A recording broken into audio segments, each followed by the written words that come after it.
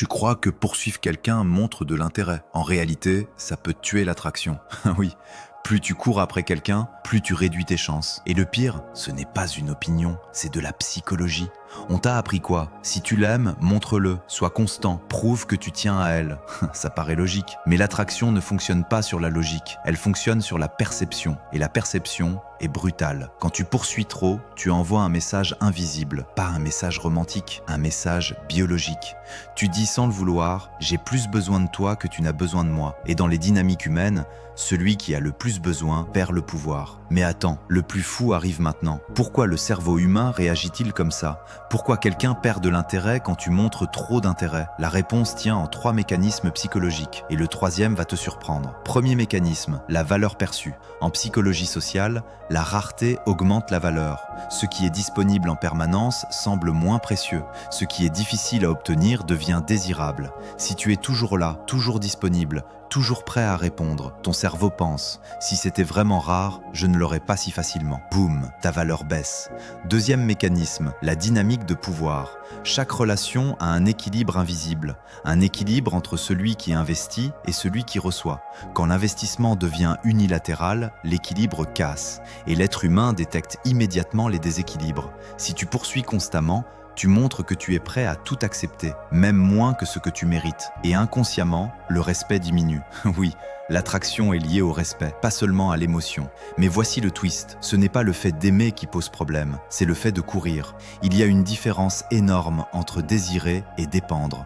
Et le cerveau humain déteste la dépendance. Pourquoi? Parce qu'elle signale un manque, et le manque n'attire pas, il inquiète. Troisième mécanisme, celui dont personne ne parle, la perte de mystère. L'attraction naît dans l'incertitude, dans la question « que pense-t-il vraiment? Va-t-il partir ?» Quand tout est prévisible, le cerveau s'ennuie. Il n'y a plus de tension, plus de challenge, plus de dopamine. Et sans dopamine, le désir chute. Tu vois le paradoxe? Plus tu veux sécuriser la relation en poursuivant, plus tu la fragilises. C'est contre-intuitif, mais c'est réel.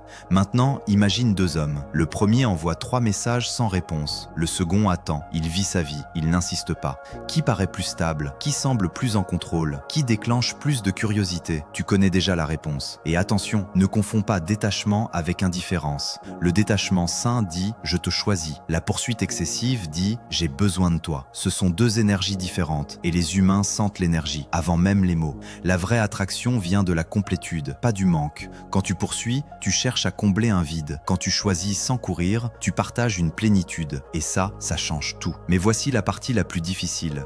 Arrêter de poursuivre demande du contrôle émotionnel. Parce que ton ego crie, ton anxiété crie, ton besoin de validation crie. Et c'est là que la majorité échoue. Ils confondent intensité et connexion, pression et passion, insistance et amour. Si ce message te parle, abonne-toi maintenant, parce que ce que tu vas comprendre ensuite va changer ta manière de voir les relations. Et tu risques d'oublier. Retiens ceci, l'attraction n'est pas créée par la poursuite, elle est créée par la polarité, par l'espace, par la tension, par la capacité à partir sans s'effondrer. Quand tu n'as pas peur de perdre, tu deviens magnétique. Parce que tu ne forces rien, tu n'insistes pas, tu choisis. Et voici la vérité finale. La personne qui poursuit le plus n'est pas la plus amoureuse, c'est souvent la plus insécure. Et l'insécurité est perçue avant même un mot. Alors la vraie question est, poursuis-tu par désir ou par peur? Réfléchis bien, parce que la réponse détermine tout. Et dis-moi en commentaire, as-tu déjà perdu quelqu'un à force de trop vouloir? Je lis tout. Et la prochaine vidéo va aller encore plus loin.